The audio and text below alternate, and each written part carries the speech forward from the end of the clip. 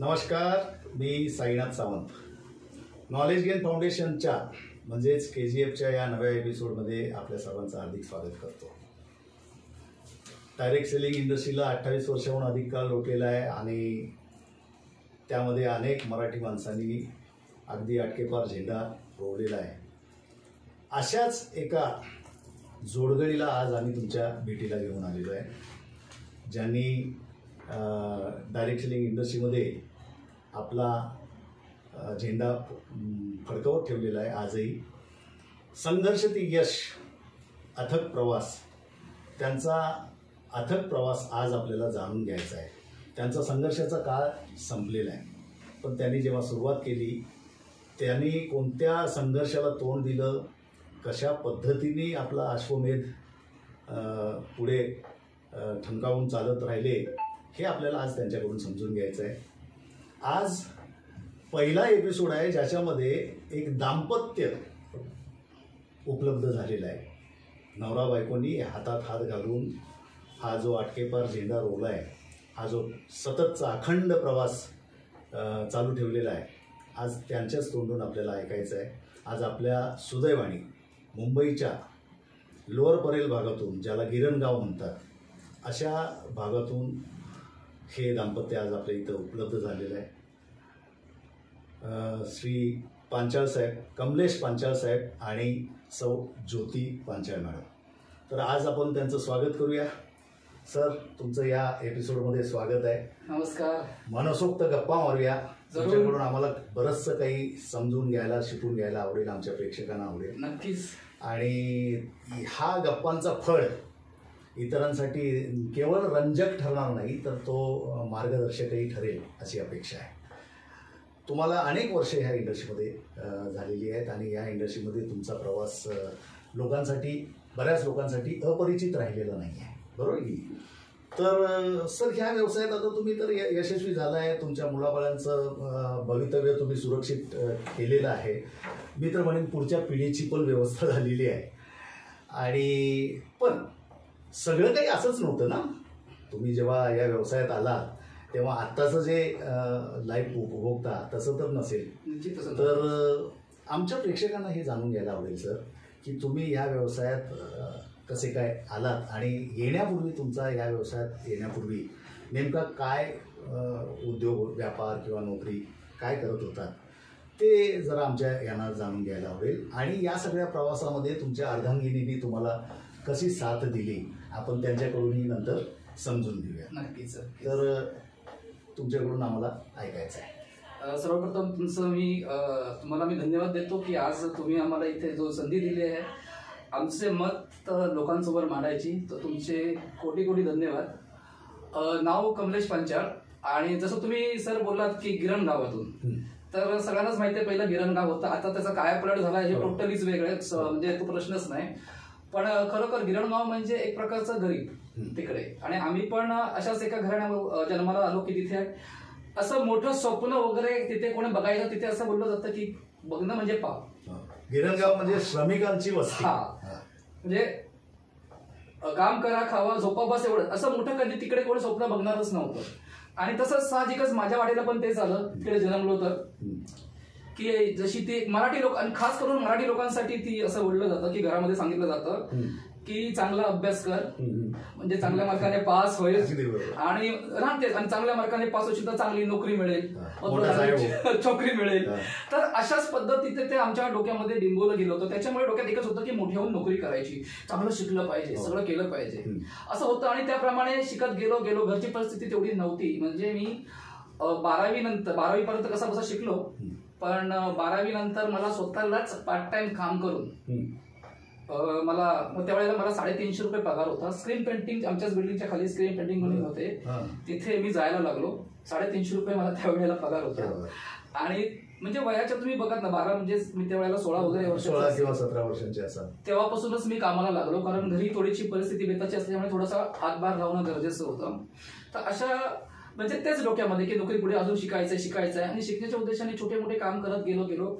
आणि हळूहळू असं करता करता फायनान्स MBA मध्ये म्हणजे त्याच्यामध्ये मी MBA केलं. आणि बऱ्याच कॉर्पोरेट लेवलला काम केलं. आणि पण तुम्ही बघायला जर त्यावेळेला ना फोर्टला बघा HSBC बँक आहे, म्हणजे माझ्या लाईफ मधला एक चांगला पगार त्यावेळेला. आता चांगला पगार लोकांना दिसत होता त्यावेळेला 6,000, पण बिलीव्ह नाही करणार तिथे माझं काम जे होतं तेव्हा मी ग्रॅज्युएट नसल्यामुळे मला ते पिऊनचं काम करावं लागलं होतं. ऑफिस बॉयचं. आणि ऑफिस बॉय म्हणजे पिऊनला काय सन्मान असतो तुम्ही समजून आता सांगायची त्याची गरज नाही. म्हणजे टेबल पुसूपर्यंत लोकांचे टेबल पण पुसलेत, त्यांना चाय पण आणून दिलेली आहे, त्यांचे बोलणी पण सगळे ऐकलेले आहेत. पण तेव्हा मला मनामध्ये एक गोष्ट वाटायची की माझं लाईफ हे नाहीये. उद्या माझं लग्न होईल, लग्न झाल्यानंतर माझ्या मुलांना जर कोणी विचारलं तुझे वडील काय करतात, ते नाही सांगू शकणार ना. त्यांना अरे माझे ऑफिस बॉय आहेत, मग त्यांना कसं वाटेल. त्याच्यामुळे डोक्यात म्हणजे नेहमी एकच गोष्ट असायची, नाही आपल्याला काहीतरी मोठं करायचंय, देवाने काहीतरी संधी दिली पाहिजे. मी गणपती बाप्पाला नेहमी म्हणायचो मला काहीतरी संधी दे की मला काहीतरी करायचंय, मला काहीतरी करायचंय. बघा कुठलंही काम जे असं काय खालचं नसतं की पिऊन म्हटलं तरी असं जे आपल्या फॅमिलीचं घर पालन पोषण करतं. पण त्यावेळेला अशी मनामध्ये होती ना, जसं म्हटलं जातं की शाहरुख खानने म्हटलंय ओम शांती ओम मध्ये किसी के सच्चे दिल से चाहो तो कायनात भी तुम्ही मिळाले की उसकी लग जाती है. तर इथून तो आवाज आला होता की मला काहीतरी अशी संधी दे. बिझनेस करायला गेलो ना, मला एवढं कळलं की बिझनेस मध्ये पैसा आहे, पण त्यावेळेला आपल्याकडे पैसा नाही तो बिझनेस कोण. आणि आपल्यासारख्या मराठी लोकांच्या डोक्यात तो पहिला आणि गिरणगाव टिपिकल बिझनेस, लोअर पडेल गिरणगाव, त्यांच्या डोक्यात तो बिझनेस बसतच नाही. त्याच्यामुळे ती एक भीती होती. 150 ते 180 स्क्वेअर फुटाच्या घरामध्ये मोठं कुटुंब सामावलेलं, त्यामुळे ते जसं अडचणीत राहायचं तसं बुद्धीची पण अडचणच होती, मोठा काही विचार करण्याचा एक चौकटच लागली होती. नाही बाबा एवढंच. पण काय माहिती की असंच बघून मला असं वाटलं की काहीतरी केलं पाहिजे. आणि खरोखर माझ्या जीवनात अशी काही संधी आली त्या वेळेला आणि मी तिकडे गेलो. गोष्ट ती आवडली आणि सुरुवात केली. छोटी मोठे बरेच प्रयत्न केले, काही बिझनेस चालू केले, पण त्याच्यामध्ये पण मी थोडंसं फेल झालो. आणि जे पाहिजे होतं गणपती बाप्पाला मागितलं ते 11 वर्षापूर्वी माझ्या लाईफ मध्ये आलं. आणि ते बोलतात ना लाईफ चेंजिंग तो माझा दिवस होता. अजून तो दिवस मला आठवतो. आणि डायरेक्ट सेलिंग या कंपनी म्हणजे ह्या सेक्टरशी माझं नातं जोडलं गेलं. ऍक्च्युली जर बघायला गेलं ना सावंत साहेब, तर मला बरेच लोक अशा पद्धतीने बोलवायचे, पण मी याच्या विरुद्ध होतो. म्हणजे त्यावेळेला एक वेगळा कल्पना होती, कारण थोडासा इगो पण होता. शिकलेलो आहे, MBA केलेलं आहे, मी काय करणार असं. पण जेव्हा खरोखर माझा एक मित्र आहे, त्यांनी मला एका सेमिनार 3 महिने तो वाढी लागला माझ्या की अरे चल तुझी जिंदगी बदलून टाकतो. मी हसायचो, 10वी पास, हा मला शिकवतो. आता हा मला सांगणार म्हणजे जिंदगी बदलवायला MBAच्या माणसाला. आणि एक दिवस काय बोलला, चल एवढं पाठी लागलाय ना तर जाऊन बघायला काय, त्याच्यावर मेहरबानी करण्यासाठी चला गेलो. आणि खरोखर जेव्हा मी प्रेझेंटेशन पाहिलं ना, बघा शिकलेलो असल्यामुळे ज्या गोष्टी दाखवल्या गेल्या त्या मला खरोखर पटल्या. आणि मला वाटलं जे गणपती बाप्पाला मी मागितलं होतं ना ते हेच आहे. आणि तिथे मी जसं त्या दिवशी मी बघितलं त्याच दिवशी मी या सेक्टरला, या इंडस्ट्रीला मी जॉईन केलं, प्रवेश केला. म्हणजे थोडक्यात तुम्हाला तुमच्या मित्रांनी जबरदस्ती केली पण त्याच्यानंतरचा प्रवास तुमचा तुम्ही सुरू केला. बरोबर. तर साधारण हे कोणतं वर्ष होतं सर? हे 2012-2013च्या आसपासची गोष्ट आहे. तेव्हा तुम्ही सुरुवात केलं, व्यवसायाला सुरुवात केली. आणि तेव्हा मी जॉबला पण होतो, SBI क्रेडिट कार्ड मध्ये ऍज अ मी मॅनेजर होतो. म्हणजे तुम्ही पार्ट टाइम सुरुवात केलेली. आणि थोडं माझ्यावरती बरंच काही गोष्टीसाठी आमच्या काही घटना घडल्या होत्या घरामध्ये. तर ते म्हणजे हॉस्पिटलायझेशनच म्हणा वगैरे आईच्या वेळेला माझ्या, त्याच्यामुळे थोडंसं कर्ज फार होतं. तर जो पगार यायचा तो सगळा कर्ज आणि तिकडे जायचा. त्याच्यामुळे बोललो चल साईड बाय साईड आपल्याला काहीतरी हवंच होतं, काहीतरी पाहिजे होतं त्यावेळेला. आणि हे मिळालं मला संधी. आणि मग तुमच्या बोलण्यातून आलं की माझा गैरसमज होता, तो नेमका काय होता? कारण आमच्या प्रेक्षकांना हे समजू द्या, कारण त्यांच्यातही बरेचसे असे लोक बसलेले असतील जे या गैरसमजाचे धनी असतील आणि आज या व्यवसायात सफल झालेले अनेक लोक आहेत. त्यांचाही पूर्वीचा गैरसमज हाच होता. तर त्यांनाही ते थोडंसं हे कळेल की नेमके कसे गैरसमज म्हणजे असं होतं की शॉर्टकट मनी. तर आम्ही असा विचार करायचो त्यावेळेला की हे त्यावेळेला चैन सिस्टम, साखळी पद्धत असे बरेच आले होते. अरे तू करोडपती बनशील, अरे असं असेल. तर आमचं जे लॉजिक आहे, आमचं लॉजिक होतं असं करोडपती सगळेच बनायला लागले तर जग कुठेच आहे, जग कुठेच आहे, गरीब राहायचं, गरीब पुढे राहणार सगळ्या गोष्ट. आणि असं जर प्रोडक्ट खरेदी करून वगैरे काय करून आणि एकमेकांना जोडून श्रीमंत, तर आम्ही असं समजायचो की टाटा का नाही करत, अंबानी का नाही करत. मग आमच्यामुळे लोकांनी पसरवलं होतं की हे बरोबर नसतं, इथं फसला जातो माणूस. आणि त्यावेळेला काही नॉन बँकिंग सेक्टर, मी कुठल्या कंपनीचं नाव नाही घेणार, पण नॉन बँकिंग सेक्टरमुळे बऱ्याच लोकांचे पैसे वगैरे तिथे डुबले होते आणि आयुष्याची कमाई त्यांनी लावली होती. त्याच्यामुळे ते डोक्यात एक होतं, म्हणजे मग ते दूध आणि जीभ भाजली ताक पण आपण काय करायचं, फुकून प्यायचं, तसं होतं. त्याच्यामुळे मला त्याची भीती वाटत होती आणि मला असं वाटायचं त्यावेळेला की आपलं काम नाहीये, हम तो एमबीए बैंक में मॅनेजर आहे, ये जुला हे आपलं काम नाहीये, हे छोट्या लोकांचं काम, असं त्यावेळेला मला वाटायचं. तो गैरसमज होता माझा त्यावेळेचा की बाबा हे सगळी सिस्टम चेंज सिस्टम मेंबर बनवायला लागते आणि पुढे जाणार आपण हाजी करायला लोकांचं. आपल्या बाप जन्मात आपण केलेलं नाही वगैरे असे कल्पना असतात. येस. आणि ह्या सर्वसामान्य माणसांना असणं काही गैर नाहीये, ते त्या वातावरणात आपण वाढलेले असतो नाही का, त्यामुळे कदाचित असेल. आणि एक म्हणजे बघा कसं आहे की जी पण गोष्ट नवीन, जेव्हा एखादी गोष्ट येते, कुठली पण इंडस्ट्री असो तो, तर त्याच्याबद्दल पहिले गैरसमज असतात किंवा लोकांपर्यंत तो अवेअरनेस नव्हता त्यावेळेला. आणि आज त्यावेळेची आणि आजची परिस्थिती टोटली वेगळी आहे. आज लोकांपर्यंत अवेअरनेस पोहोचलाय. बरोबर. मग आता त्यावेळेला तुमचं लग्न झालं होतं जेव्हा तुम्ही या व्यवसायात? हो, तेव्हा लग्न झालं होतं. मग आता हा प्रश्न मी ताईंना विचारतो, कारण जे त्यांच्या मनात होतं की ही इंडस्ट्री अशीच आहे, चेन सिस्टम आहे, लोकांना फसवण्याचा धंदा आहे, हे आपलं काम नाही, आपण कोणाला जाऊन कन्व्हिन्स करण्याचा आपला स्वभाव नाही, आपल्याला ते आवडत नाही, असं बरेच जण हे असतात आणि ते नैसर्गिक आहे. तर तुमची नेमकी मनोदशा काय होती जेव्हा यांनी ह्या व्यवसायात उतरायचं ठरवलं? घरात चर्चा तर होतेच ना, आणि तुम्हालाही एक गृहिणी म्हणून हे तर नक्कीच वाटत असेल की आलेला पगार सगळा तिकडे ह्या सगळ्या विवंचनांमध्ये जातोय, कर्ज म्हणा किंवा हे अनवॉन्टेड एक्सपेन्सेस मध्ये जातोय, तर पार्ट टाइम काही येत असेल तर करायला हरकत नाही. पण मग त्याच्याकडे तुमचा बघण्याचा दृष्टिकोन काय होता? सर्वप्रथम नमस्कार. थँक्यू, धन्यवाद करेन यासाठी की तुम्ही आम्हाला इन्व्हाइट केलं या प्रोग्रामसाठी, KGF साठी. आणि आपली मतं आपण इथे ओपनली बोलू शकतो. डायरेक्ट सेलिंग इंडस्ट्री ही खरंच खूप मोठी इंडस्ट्री आहे. ॲक्च्युली जेव्हा सरांनी, म्हणजे मी ॲज अ हजबंड वाईफ घरी असतो, बाहेर आम्ही सर आणि मॅडम असेच आम्ही बोलवतो. तर सरांनी जसं मला प्लॅन प्रेझेंटेशन बघितलं आणि घरी येऊन जेव्हा मला फक्त दाखवलं की असं असं आहे, तर त्यांना मला, म्हणजे मी ऐकण्यात होतं असं की डायरेक्ट सेलिंग इंडस्ट्री म्हणजे फक्त चेन बनवणारी सिस्टम आहे. तर त्यांना सरळ सांगितलं की मला यात इंटरेस्ट नाही आहे आणि जमलं तर तुम्ही पण यात इंटरेस्ट घेऊ नका, करू नका. कारण ऑलरेडी कर्ज होतं आणि बरंच काय काय नेगेटिव्ह ऐकलेलं असल्यामुळे तर नाही सांगितलं. पण सरांनी स्टार्टअप केलं, काही प्रोडक्ट्स आणलेले होते आणि प्रोडक्ट बेस्ड कंपनी होती, नॉन बँकिंग सेक्टर नव्हतं, म्हणजे कुठलं रिस्क घेण्यासारखं नव्हतं, कोण दारात येणारं नव्हतं. पैसे दिले, व्यवहार आपला तिथे क्लिअर होतो. पण नाही पटलेलं तेव्हा, घरी सांगितलेलं तेव्हा. मग काही दिवसांनी सरांनी मला एका प्रेझेंटेशन मध्ये नेऊन बसवलं, कर्नाटका संघ हॉलमध्ये. त्या प्रेझेंटेशन मध्ये बसल्यानंतर तेव्हा कळालं की खरंच ही चेन बनवणारी सिस्टम नाहीये, तरी लोकांचं जेवण बनवणारी सिस्टम आहे. आणि तिथून आम्ही दोघांनी एकत्र स्टार्ट केलं. आज मी शिकते की ही इंडस्ट्री नक्की काय आहे आणि खरंच खूप जिथे लोकांची स्वप्न मेली आहेत ना, त्या स्वप्नांना पूर्ण जिवंतपणा आणून देणारी सिस्टम आहे. ऍक्च्युली मी 16 वर्षापूर्वी बँकर होती आणि जेव्हा सडनली आईंना जेव्हा कॅन्सर डायग्नोज झालेला, 2 दिवसांची गॅरंटी होती, पण 2 वर्ष त्या राहिल्या. पण त्या 2 वर्षामध्ये मी माझा जॉब पण सोडून दिला आणि माझा मुलगा 1 वर्षाचा होता, दुसरं घरी बघणारं कोण नव्हतं. पण त्या 2 वर्षात ना 2 गोष्टी खूप छान शिकायला मिळाल्या. एक म्हणजे ही बॉडी सगळ्यात मोठा दागिने आजचा. ही बॉडी चांगली असेल तर आपण पैसे कमवू शकतो. ज्या दिवशी आणि ज्या दिवशी बॉडी बेडवर जाते आणि अकाउंटमध्ये करोड रुपये जरी असेल तरी आपल्या काहीच कामाचं नाही. ही एक गोष्ट मला त्या 2 वर्षात कळाली. आणि सेकंड एक कळालं की पॅसिव्ह इन्कम असणं गरज आहे, कारण मी जॉब सोडला, इन्कम माझं येणारं इन्कम स्टॉप झालेलं होतं.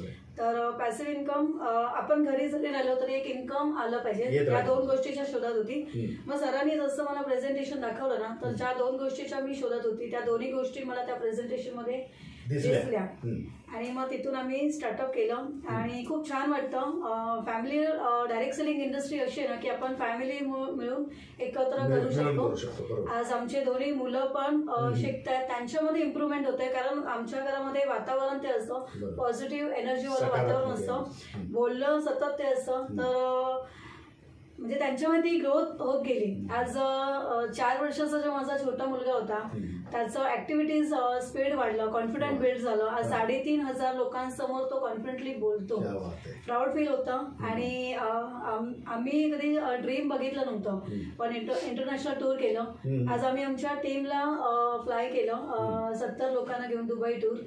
खूप मजा वाटलं की जे कधी ड्रीम बघितलं नव्हतं ते फुलफिल इथून केलं.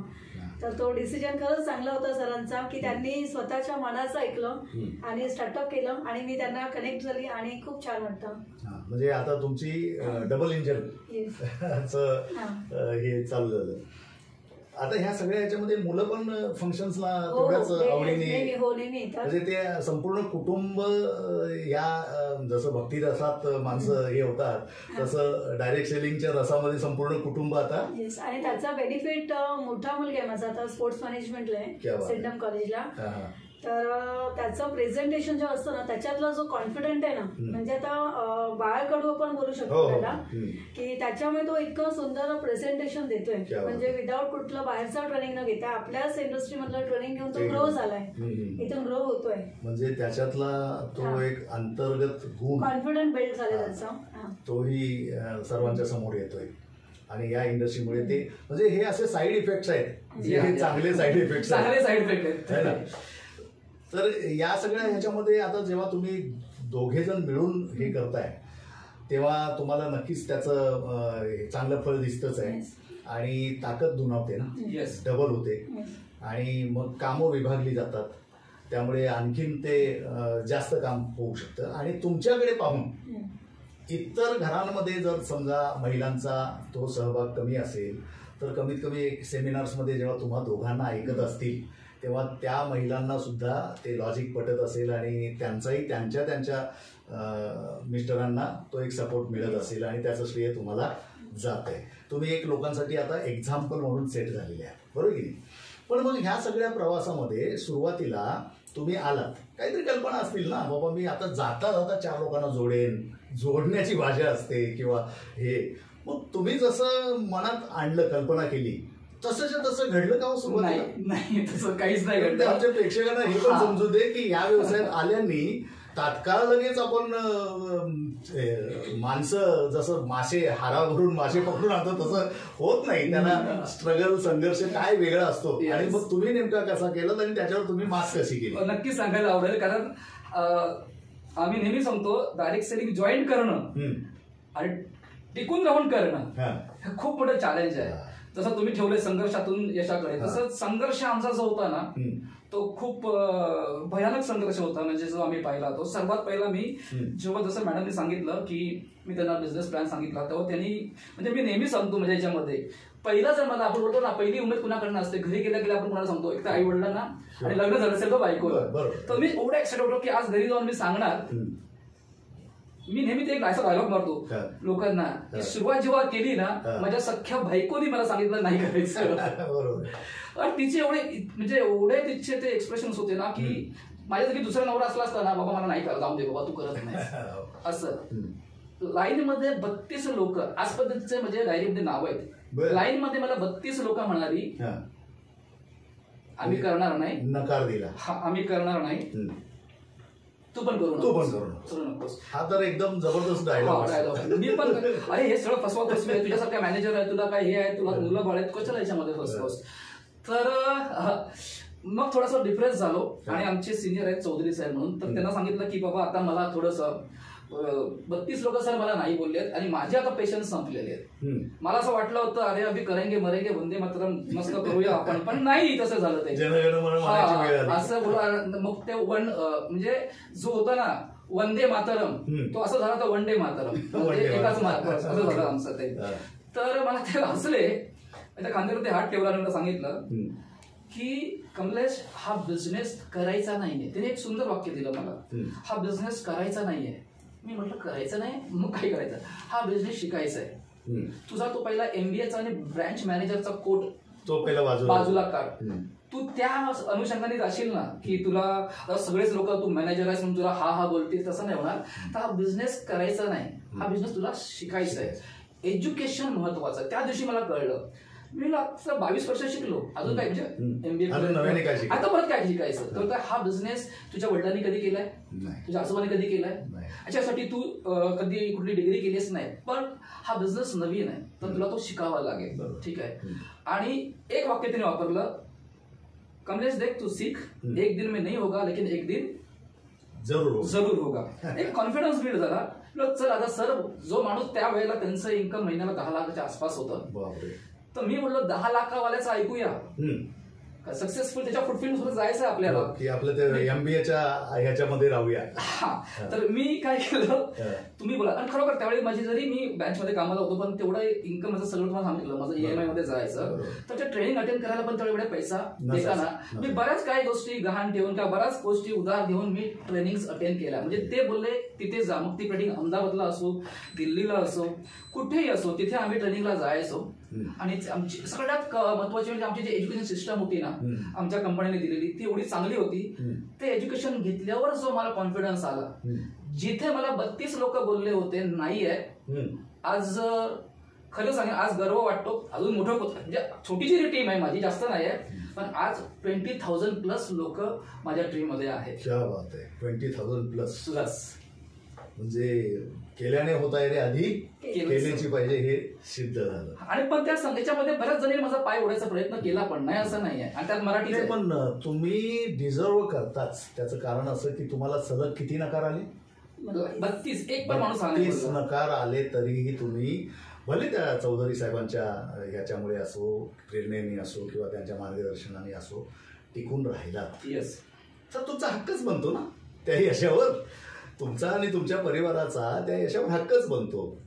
तर आमच्या प्रेक्षकांनी हे पण लक्षात घ्यायला पाहिजेत की सलग 32 नकार आल्यानंतर सुद्धा जो माणूस या व्यवसायात टिकून राहतो, त्याला आत्ताचं जे यश आहे, मग तुम्ही आता मर्सिडीज घेऊन आलात, तुमचं ऑफ द रेकॉर्ड बोलताना तुमच्या बोलण्यातून आलं की मी माझ्या काही लोकांना हेलिकॉप्टरमधून फिरवलं. ह्या म्हणजे अनाकलनीय गोष्टी आहेत, म्हणजे कल्पनेच्या बाहेरच्या गोष्टी वाटतात सामान्य माणूस म्हणून. पण त्यासाठी मग किती करोड रुपये तुम्ही या धंद्यात लावले, ते पण जरा आमच्या प्रेक्षकांना सांगा. ऍक्च्युअली बिझनेसचा असा बिझनेस आहे ना शेवटी, व्यवसाय म्हटलं की बिझनेसचं कसं असतं माहितीये, लोकांच्या डोक्यामधून बिझनेस म्हणजे काय आहे, बिझनेसचे ज्या डेफिनेशन्स आहेत ते चेंज झालेत. आज लोकांना असं वाटतं की करोड रुपये लावले, दुकान घेतलं, काहीतरी प्रोडक्ट विकलं म्हणजेच व्यवसाय होतो किंवा काही लाख रुपये कमवायचे तर काही करोड लावावे लागतील, हा एक लोकांचा समज आहे. पण आता बघा ना, ऍडव्हान्स आज पूर्वी दुनिया कुठे चालली आहे. जर तुम्ही 20 वर्षापूर्वी कोमात दिलेल्या माणसाला आणि आज जिवंत झाला, जिवंत म्हणजे शुद्धीत आला, त्याला सांगितलं तुला पैसे ट्रान्सफर केले मोबाईल, त्याला माहितीच, त्याला कळणार. तसे काही लोक अजूनही विचाराने कोमात आहेत. तर हा बिझनेसचा प्रकारच माहिती नाही त्यांना. दुसरं काहीतरी असं वाटलं की डायलॉग आहे हा, अजूनही लोक विचाराने कोमात आहेत आणि हे सत्य आहे मात्र. आणि ते पदोपदी दिसून येत आहे. जेव्हा प्रॉस्पेक्टकडे आपण जातो, त्याच्यासमोर प्लान ठेवतो आणि त्याच्या ज्या काही अशा बाष्कळ प्रश्न येतात, त्यावेळेला लक्षात येतं अरे या कोमातून बाहेर कधी येणार, जमाना कुठे चाललाय काय. आणि ते लोक विरोधच करतात. जेव्हा राजीव गांधी साहेबांनी कॉम्प्युटर्स हा सिस्टम जेव्हा इंडियात आणण्याचा सुरुवात म्हणजे त्यांनी डिक्लेअर केलं, सगळे मोर्चे काढले, बेरोजगारी वाढेल, आमची बेरोजगारी वाढणार, एक कॉम्प्युटर 100 लोकांचं काम करणार, आमची मोर्चे. आता काय आहे, आता तर ते घरात 2-2 कॉम्प्युटर आहेत. मोबाईल म्हणजेच काय आहे, एक मिनी कॉम्प्युटरच आहे. म्हणजे जेव्हा जेव्हा काही चांगल्या टेक्नॉलॉजी इंडियात यायला बघतात, तेव्हा पहिले लोक विरोधच करतात. आणि लोकांचं ते संकल्पना असते त्यांना लगेच पटत नाही. पण म्हणून ज्यांना पटली त्यांनी ते सोडायचे नसते. आणि मग ही तुमच्यासारखी माणसं उदाहरणं म्हणून समोर आली ना, की बाबा त्यांनी त्याच्यावर विश्वास ठेवला, त्यांनी त्यांचे सिस्टमॅटिक एफर्ट्स घेतले आणि त्यांना जे हवंय ते त्यांनी मिळवलं. म्हणजे ती इंडस्ट्री ते सगळं देते. आणि त्यावेळेस आता 11 वर्ष कशाला म्हणतात, जर त्या इंडस्ट्रीज 11 वर्ष आहे. आणि तुम्ही म्हटल्याप्रमाणे सर की किती करोड रुपये लावले, तर आज मी लोकांना हेच सांगेन, असं कुठली सिस्टम आहे लाईफमध्ये, आज मी बघितली करोड रुपये लावला तर लाखात कमावला, लाख लावले तर हजार, आणि हजार कमावला. आता तुम्ही तर करोडो रुपये कमवले बरोबर. येस. मग तुम्ही किती लावायला पाहिजे होते? म्हणजे अर्ध किरण काय बोलतो मी सांगेन तुम्हाला सर ना एक गोष्ट, मी असं पण सांगेन की मी झिरो इन्व्हेस्टमेंट, पण असं बोलणार नाही, कारण जेव्हा झिरो इन्व्हेस्टमेंट बोलतो ना तर लोकांना काय वाटतं, अरे काहीतरी फसवाफसवीचं काय नाही केलं आम्ही. लोकांना एका सांगतो याच्यामध्ये इन्व्हेस्टमेंट नाहीये, आपल्याला दुकान चेंज करायचं आहे, थोडासा खर्च आहे. आपला खर्च म्हणजे काय, यांच्या दुकानातून घेतो ती जागा चेंज करायची. त्यावेळेला आम्ही म्हणजे त्यावेळेला 30,000 रुपये 11 वर्षापूर्वी 30,000 3 आयडी घेतले होते आम्ही. ते पण कसे काढले होते आम्हाला माहिती आहे. इन्व्हेस्टमेंट म्हणजे काहीच नाही. आता तुम्ही विचार करा 30,000 रुपये त्यावेळेला, त्याचे पुढे पण मला मिळाले. कुठला धंदा आहे साहेब तुम्ही मला सांगा की 30,000 रुपये त्यावेळेला आज करोड रुपये कमवून देईल, मर्सिडीज घेऊन देईल. 30,000 रुपयामध्ये पानाची टपरी सुद्धा येत नाही. तो जो खोका बनवायचा आहे त्याला आजच्या घडीला लाखभर रुपये लागतात. बरं, त्या पानाच्या टपरीवर तुम्ही दिवसभर चुना लावत असता तेव्हा कुठे 1,000-1,500 रुपये मिळवतात. तुम्ही करोडपती होण्याची कल्पना करू शकत नाही. पण दुर्दैवाने अशा काही चांगल्या योजना असतात लहान, तो मात्र लोकांना चुना लावण्याचा धंदा आहे असं गैरसमज असल्यामुळे लोक या संधीपासून वंचित राहतात. तर मला सांगा सर किंवा ताई, खरंच ह्याला लोकांना चुना लावावा लागतो का आपल्याला करोडपती बनण्यासाठी, की आपण लोकांना संधी देऊन करोडपती बनतो? मला वाटतं हा प्रश्न खूप चांगला आहे की लोकांना खरोखर वाटतं की हा चुना लावायचा बिझनेस आहे वगैरे. मला सांगा, हा जर मी तुम्हाला विचारतो, आता आपल्याकडे आपली एक शिक्षण व्यवस्था आहे, ठीक आहे. त्या शिक्षण व्यवस्थेमध्ये आता तुम्ही बघायला आता बरेच कायदे आलेत, कानून आलेत. आपल्या ह्या डिसेंबर लास्ट 2023 डिसेंबरमध्ये तर आपल्या सुप्रीम कोर्टाने त्याचा कायदा GR आला की डायरेक्ट सेलिंग हे कायदेशीर आहे. काही गाईडलाईन्स दिले, बरोबर की नाही. मला एकच गोष्टीचं सांगायचं वाटतं, लोकांसाठी एक चांगलं उदाहरण देतो. पुस्तकांमध्ये असा कधी विषय येतो का, चोरी कशी करावी हे पुस्तकात कॉलेजमध्ये शिकवलं जातं का, कुठल्या पुस्तकात, कुठल्या युनिव्हर्सिटीमध्ये, खून माऱ्या कशा करायच्या, कुणाला लुबाडले कधी दाखवलं, म्हणजे जी गोष्ट चांगली नाहीये ती कधीच कुठल्याही पाठ्यपुस्तकात जात नाहीये. आणि आज मला प्राऊड फील होतं की आज डायरेक्ट सेलिंगचा डिप्लोमा आलाय. लोक तिथे लाखो रुपये भरून आपल्या मुलांना डायरेक्ट सेलिंग करायला लावतायत. म्हणजे विचार करा, डायरेक्ट सेलिंग हा MBAच्या सिलेबसमध्ये पण, MBAच्या सिलेबसमध्ये पण आम्ही लोकांना हे सांगतो, अरे हे जर खराब असलं असतं तर सरकारने कशाला पुस्तकामध्ये आणलं असतं. कारण जेव्हा एखादा धडा पुस्तकात टाकायचा असतो ना, ते काही कोणाच्या डोक्यात म्हणून टाकलं जात नाही, समिती बसते त्याच्यावरती. त्याच्यानंतर सगळे गुरु जे हे असतात, गुरुकुल सगळे एकत्र येतात गुरु, त्याच्यानंतर ते मिनिस्टर बसतात, त्याच्यानंतर त्याच्याकडे कायदे पंडित बसतात, आणि त्यांनी जेव्हा सिलेक्ट करतात की बाबा त्यांना आपल्याला भारत घडवायचा आहे, जे मुलं वाचणार तेच ते घडणार. मग तो विषय कसा असला पाहिजे, तो खरोखर चांगला आहे का, खरोखर तो लोकांसाठी आपल्या फ्युचर आहे का, हिताचा आहे का. म्हणजे एवढी लोक सगळे करून कायदा काढून शिकले पंडित, ते बसले आणि त्यांनी हा धडा आणला, MBA याच्यामध्ये आणला, युनिव्हर्सिटीमध्ये आणला, डिग्री आणली, तर हा बिझनेस सुद्धा लावायचा कसा असेल. नाही, आणि ती एक वितरण प्रक्रिया आहे ना. डायरेक्ट सेलिंग ही वस्तूच्या वितरणाची प्रक्रिया आहे. जसं आपण आता ट्रेडिशनल वितरण प्रक्रिया बघतो, पारंपरिक, की बाबा मॅन्युफॅक्चरर टू कस्टमर मध्ये काही लोक आहेत, जाहिरात वगैरे.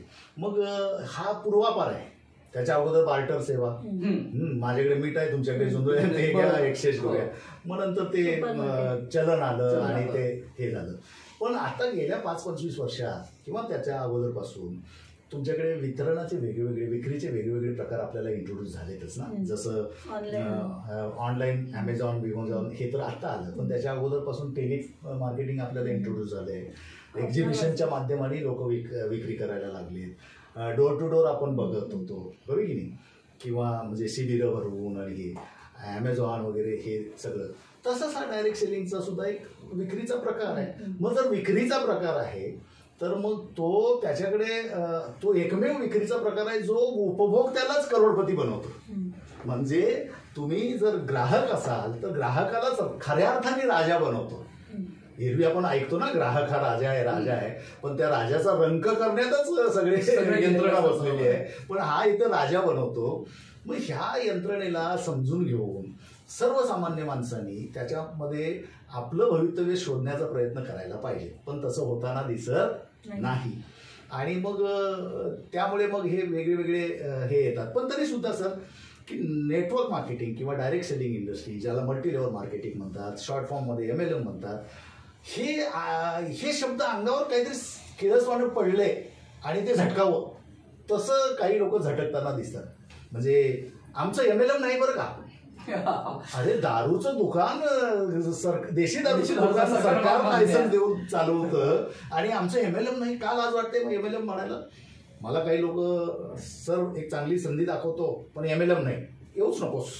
MLM नसेल तर येऊच नकोस, मला MLM असेल तरच ये असं म्हणावं असं वाटतं.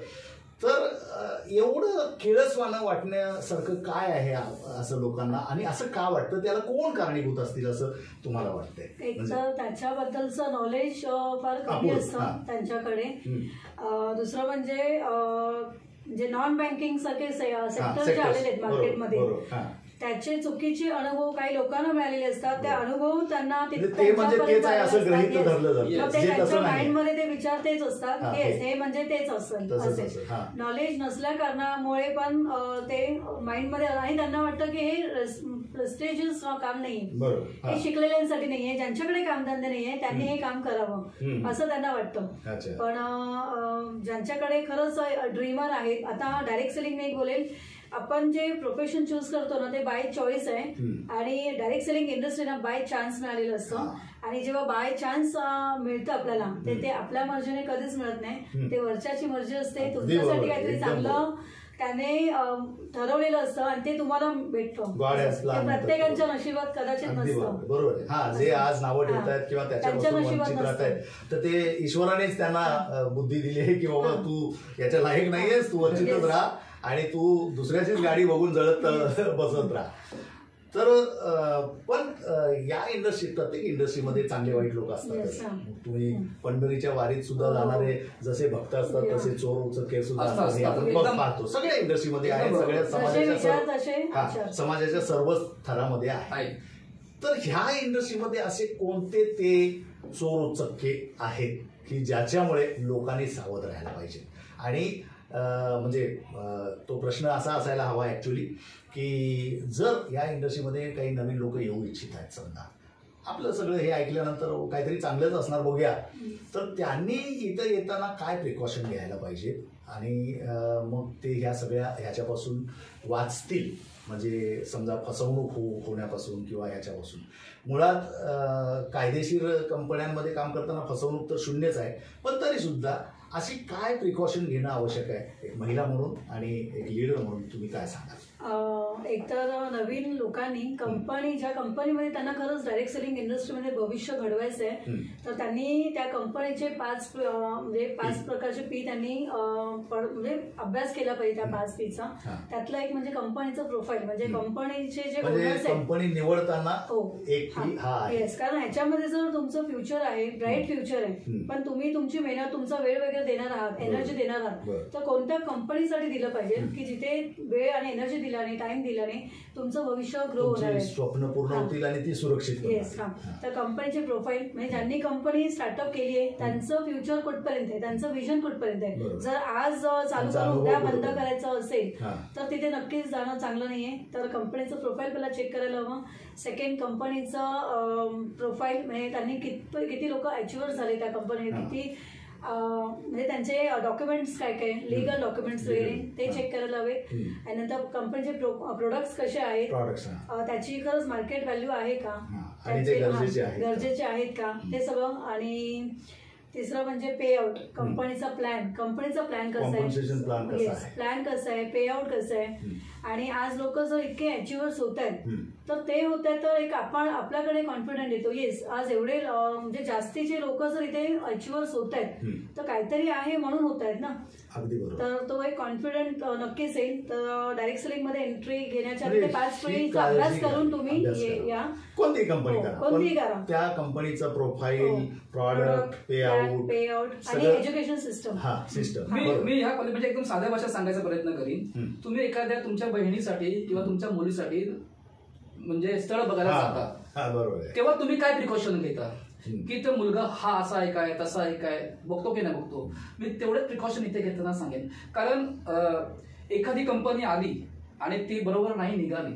म्हणून सगळ्याच कंपन्यांना सर सकट एकाच दृष्टीकडून बघणं हे पण चुकीचं आहे. जर ही सिस्टमच चुकीची, मी मगाशी सांगितलं, ही सिस्टम चुकीची असली असती तर गव्हर्नमेंटने याला पुढे दिलंच नसतं. मी तुम्हाला, मला आत्ताच आमचा एक डाटा माझ्याकडे आलेला की सेंट्रल गव्हर्नमेंटमध्ये 15 करोड अर्ज केले नोकरीसाठी आणि फक्त मिळाले 7.5 ते 7.25 लोकांना.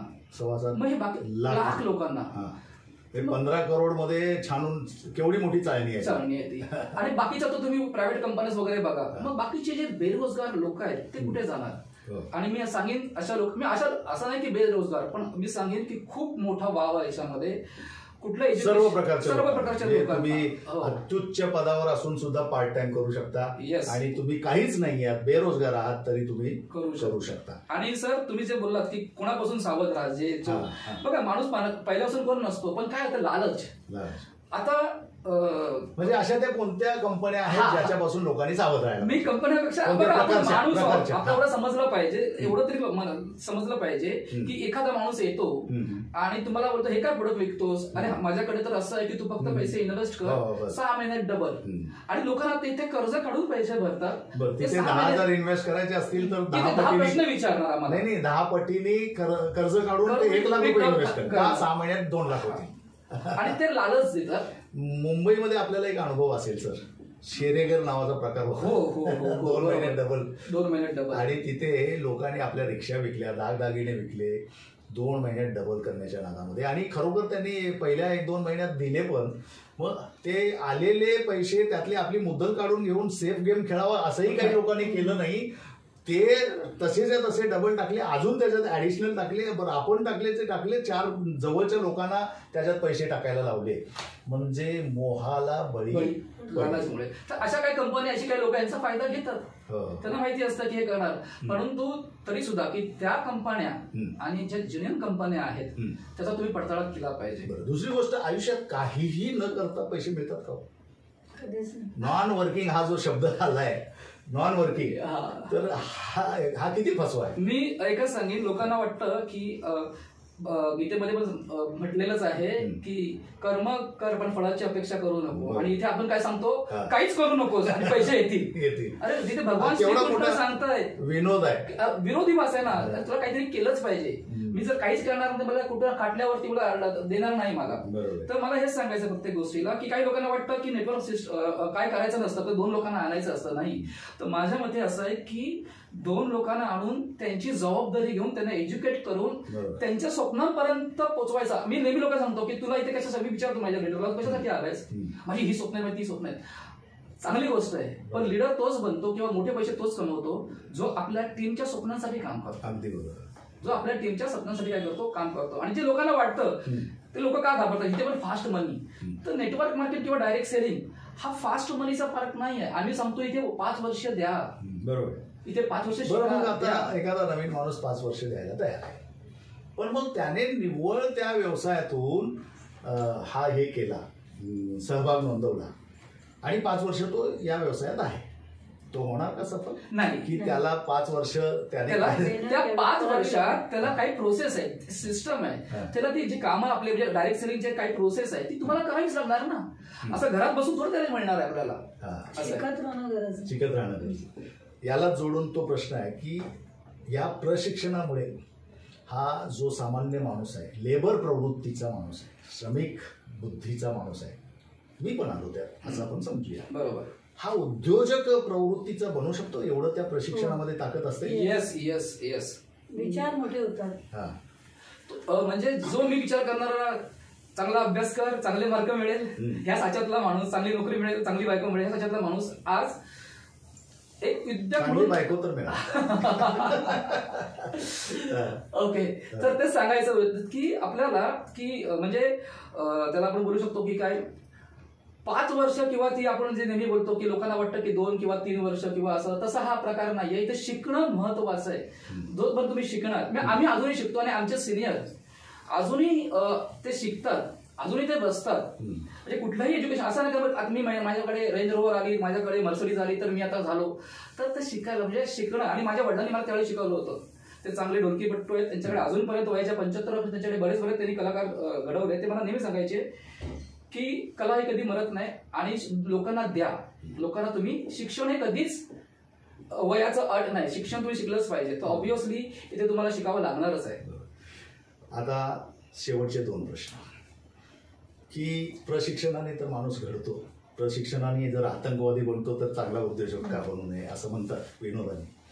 पण ह्या सगळ्या प्रशिक्षणाच्या या सगळ्या प्रवासामध्ये पुस्तकांचा काय रोल आहे आणि तुमच्यावर कोणत्या पुस्तकांनी प्रभाव टाकला, अशी एखादं दुसरं पुस्तक तुम्ही आमच्या लोकांना सुचवा? नक्कीच सांगेन मी. असं बोललं जातं, असं आम्ही बोलतो वाचेल तो वाचेल, आपण नेहमीच बोलतो वाचेल ते. आता आपण जर पुस्तक आता म्हणजे पुस्तकच नाही वाचली तर पुस्तकात भरभरून नॉलेज आहे, बरीच पुस्तकं अशी आहेत, आपण नको ती पुस्तकं लोक वाचतात. आणि आज तर ह्या टेक्नॉलॉजीमध्ये तुमच्याकडे मोबाईलमध्ये पण तुम्ही ती पुस्तकं वाचू शकता. तर अशी बरीच पुस्तकं आम्ही, आणि आज जो पण काय तो पुस्तक म्हणजे जर नॉलेज घेतलंच नाही तर इनपुटच गेलं नाही तर आउटपुट कुठून जाणार माझ्याकडे. तर जसं मॅडमनी सांगितलं की रिच डॅड पुअर डॅड आहे, त्याच्यानंतर एक पुस्तक आहे सवाली जवाब ऍक्च्युली. पण अजून एक पुस्तक आहे, इथे थोडंसं मी हे करतो, तुम्ही 2-3 पुस्तकांची नावं घ्या, तुम्ही 2-3 पुस्तकांची नावं, कारण ते अर्धांगिनी आहेत. बरोबर आहे की नाहीतर मला काय मम्मा म्हणायला बसवलं नसतं, असं नको व्हायला. तर रिच डॅड पुअर डॅड, सवाली जवाब आहे.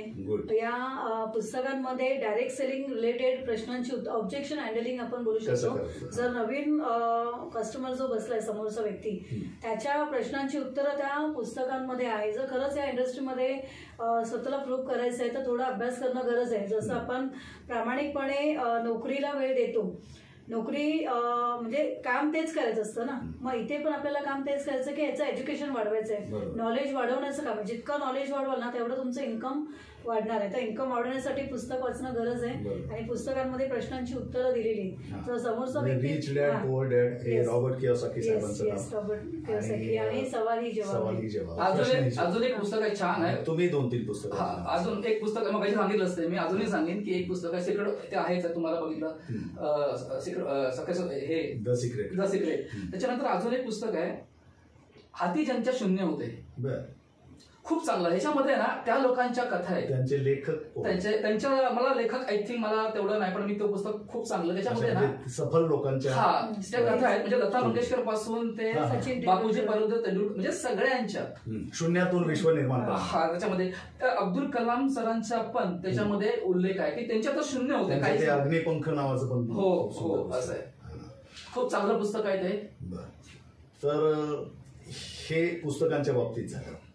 शेवटचा प्रश्न, खूप छान गप्पा रंगल्या, आपल्याला वेळेचा हे असल्यामुळे नाहीतर आपण दिवसभर गप्पा मारत असतो. आणि गप्पा मारणं हा मराठी माणसाचा स्थायी भाव आहे. बरोबर आहे. आणि त्याला पैसा मिळतो डायरेक्ट सेलिंग इंडस्ट्रीमध्ये बोलण्याच्या या सवयीला.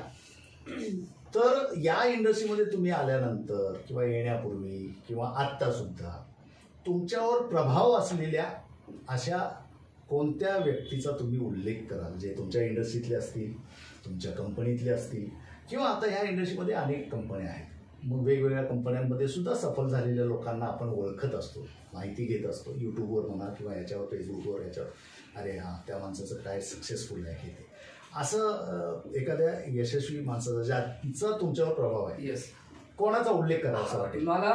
आणि मी त्यांच्याप्रमाणे वागायला पण बघतो, कारण बघत ना तुम्ही त्यांच्या फुटप्रिंटच आपल्याला चालायचं असतं. तर माझे म्हणजे त्यांना मी खरोखर गुरु मानतो. खूप त्यांच्याकडनं शिकण्यासारखं बरंच काय आहे. त्यांचं नाव आहे बाबू थॉमस सर. अच्छा अच्छा. आणि पहिला जेव्हा मी सेमिनार बघितलं होतं ना तेव्हा सुदैवाने तेच आले होते. मी बरंचसं ऐकले ते LLB डॉक्टर विक्टर आहेत असं ते आज 4थी पास व्यक्ती आहे. बघा डायरेक्ट सेलिंगची पॉवर काय. मी त्यांच्या त्या स्पीचवरच भाळलो. हे मी हेटाळणीने बोलत नाही आहे. ही व्यक्ती आहे जी अत्यंत कमी शिकलेली आहे आणि तरीही ते या व्यवसायातून करोडपती झाले. आणि हे जे कारण सांगतात ना, अहो तुम्हाला बोलता येतं आम्हाला नाही बोलता येत, आम्हाला नाही जमत बोलायला, आम्ही एवढे शिकलेलो नाही आहे, हे जे म्हणतात ना त्यांच्यासाठी एक मोठं ज्वलंत उदाहरण आहे. येस, बाबू थॉमस सर. त्यांचा इम्पॅक्ट माझ्यावरती आहे. त्यांचा म्हणजे आपण बोलतो ना जसं आपण दिवाळीला नवीन कपडे घेतो तसं ते दिवाळी त्यांच्या म्हणजे दरवर्षी त्यांच्याकडे बघितली नवीन कार असतेच आणि ती पण 1.5 करोडच्या वरच. त्यांचे कपड्याची स्टाईल किंवा त्यांचं आता त्यांना धड मराठी येत नाही तर हिंदी येत नाही, पण तरी सुद्धा ते मुंबईत येऊन आज एका उच्च लेवलला डायरेक्ट सेलिंग मध्ये आहेत आणि खरोखर म्हणजे त्यांना हॅट्स ऑफ आहे की त्यांचा पण एक संघर्ष मोठा आहे. तर आता म्हणजे आता ते बोलत ना बोलून तेवढाच कमी आहे. आपण अशा ज्यांचा प्रभाव आपल्यावर आहे, येस, हे लोक आपल्याला मार्गदर्शक प्रेरणादर्शक असतातच आणि त्यांच्याबद्दल आपण कृतज्ञ पण आहे. आणि त्यांनाच बघून माझे प्रोग्राम मला एक सांगायला चांगली आवडेल गोष्ट की त्यांनाच बघून मी मोठे मोठे प्रोग्राम्स केलेले आहेत आणि काही प्रोग्राम्स मी असे केलेले आहेत जे डायरेक्ट सेलिंग इंडस्ट्रीमध्ये कोणीच केलेले नव्हते. जसं तुम्ही बोला हेलिकॉप्टर, आज हेलिकॉप्टरमध्ये कोण बसतो तुम्ही बघा, त्याच्याबद्दल पण थोडंसं हा एक मंत्री वगैरे बसतात, दुसरे आपले उद्योगपती, मिलिटरी. एक सामान्य माणसाला चान्स मिळत नाही हेलिकॉप्टरमध्ये गाडी बघायचा. आम्ही 56 लोकांना या इंडस्ट्रीमधून हेलिकॉप्टरमध्ये बसवलं आणि त्यात बसणारी लोक पण होती, सर्वसामान्य पण होती, उच्च पण होती, पण अशी काही लोक होती ज्या लेडीज लोक दुसऱ्यांच्या घरी स्वयंपाक करायला जातात ते पण हेलिकॉप्टर. बॉलिवूड स्टार श्रेयस तळपदे यांच्या हस्ते आपण आपल्या काही लोकांना आपण प्राइज दिलेले आहे. अशा बऱ्याच काही, आता दुबईला तुम्ही सांगितलं, म्हणजे ज्या स्वप्न बघूच शकत नाहीत, कल्पना करू शकत नाहीत, अशा आपण केल्यात आणि ते प्रेरणा मला बाबू सरांकडूनच मिळते. कारण ते नेहमीच काही ना काहीतरी वेगळं त्यांचे प्रोग्राम्स वगैरे वेगळं करत असतात. आणि त्याच बघा बाबू सर तर आहेच, पण सगळ्यात महत्वाची गोष्ट सांगेन की एकट्याने काय डायरेक्ट सेलिंग म्हणजे काय, लोक बरेच चेन साखळी आहेच, ठीक आहे, पण तो नेटवर्क आहे. तर त्या नेटवर्कमध्ये माझ्या बरोबर ज्यांनी विश्वास ठेवला, कुणीतरी विश्वास ठेवला ना, 32 लोकांना ठेवला, बरे नंतर ठेवला, तर मॅडम आहेत, ज्योती मॅडम तर आहेच, पण त्याच्यानंतर ज्यांनी माझ्यावरती विश्वास ठेवला ते माझ्या टीम मध्ये चांगल्या लेवलला आहेत, ते राजू कर्डाकर सर म्हणून आहेत. तर त्यांनी त्यावेळेला विश्वास ठेवला. त्याच्यानंतर माझ्यावरती विश्वास, अजून एक व्यक्तीचं नाव घेऊन संजय शहा म्हणून आहेत, एक छोटे करोडपती दुकानदार आहेत. तर त्यांनी एक विषय ठेवला, एक माझे जुने मित्र आहेत, म्हणजे त्यावेळी जेव्हा सुरुवात केली तेव्हा राजेंद्र कासोडे म्हणून आहेत, त्यांनी म्हणजे माझ्यावरती ज्यांनी विश्वास ठेवला, जे मला हा बोलले चल बाबा करूया, चांगल्या लेवलला आहे. तर मी ताईंना पण शेवटचा प्रश्न विचारतो आणि आपण हे आवडतं घेऊया. तुम्ही महिलांना, म्हणजे जे काम करतायत त्यांच्या कुटुंबियांना, त्यांच्या बायकांना, किंवा जे येऊ पाहतायत पण घरात तो सपोर्ट नाही आहे, अशा महिलांना काय सल्ला द्या? डायरेक्ट सेलिंग इंडस्ट्री ही अशी इंडस्ट्री आहे की जसं एक वर्किंग वुमेन आहे, जर तिला जॉबसाठी बाहेर जावं लागतंय तर कुठेतरी मुलांना कोणाकडे तरी ठेवून जावं लागतं. मग अर्ध लक्ष तिचं घराकडे असतं की मूल काय करत असेल. तर प्रॉपर आई आणि मुलाचं वेळ एकमेकांना देणं ही गरज असते. पण आज फायनान्शियल इश्यूमुळे आपल्याला बाहेर जावंच लागतं, ती गरज आहे म्हणून जावं लागतं. पण डायरेक्ट सेलिंग इंडस्ट्री अशी इंडस्ट्री आहे की तुम्ही मुलांना सोबत घेऊन की मुलांचा वेळ मॅनेज करून इथे काम करू शकता, स्वतःला ग्रो करू शकता, इन्कम वाढवू शकता आणि फॅमिलीला इन्कमचा सपोर्ट देऊ शकता. आणि एज्युकेशन घेऊन पण जर घरी बसतो ना तर कुठेतरी डिमोटिवेट पण नक्कीच होतो. पण या इंडस्ट्रीमध्ये तुम्ही स्वतः शिकता आणि मोटिवेट होता, एज्युकेट होता आणि स्वतंत्र अस्तित्व, पॉझिटिव्ह एनर्जी थ्रू, म्हणजे एनर्जी तुमच्या घरामध्ये पॉझिटिव्ह एनर्जी राहते आणि फॅमिली बाउंडिंग खूप छान होतं. जसं या इंडस्ट्रीमध्ये ना विथ फॅमिली जर आलात तर फॅमिलीसाठी जास्त वेळ तुम्ही एकमेकांना देऊ शकता, जसं आम्ही देतो. जसं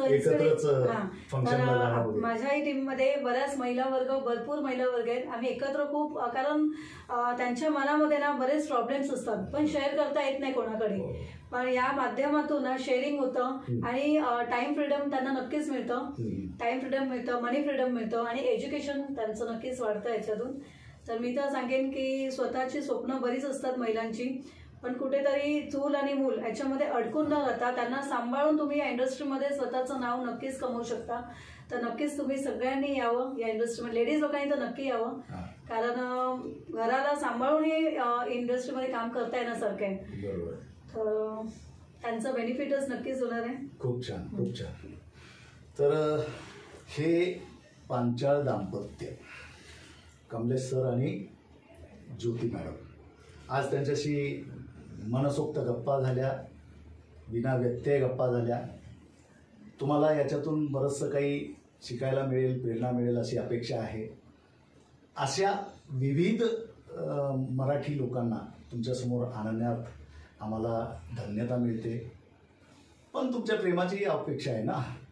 हे चांगले एपिसोड्स, चांगल्या गप्पा अनेक लोकांच्यापर्यंत पोचायचे असतील तर ज्यांच्यापर्यंत आम्ही पोचू शकत नाही त्यांच्यापर्यंत तुम्ही पोचू शकता. तर या चॅनेलला सबस्क्राईब करा, लाईक करा, चांगले कॉमेंट्स द्या आणि ते इतर लोकांच्यापर्यंत पोहोचवण्यासाठी ते शेअर पण करा. तर वेळेच्या अभावामुळे कधीतरी थांबायला पाहिजेतच, असं आम्ही थांबावंसं तर वाटत नाही, पण थांबणं आवश्यक आहे एक उपचार म्हणून. आम्ही यांचा नंबर खाली देत आहोत.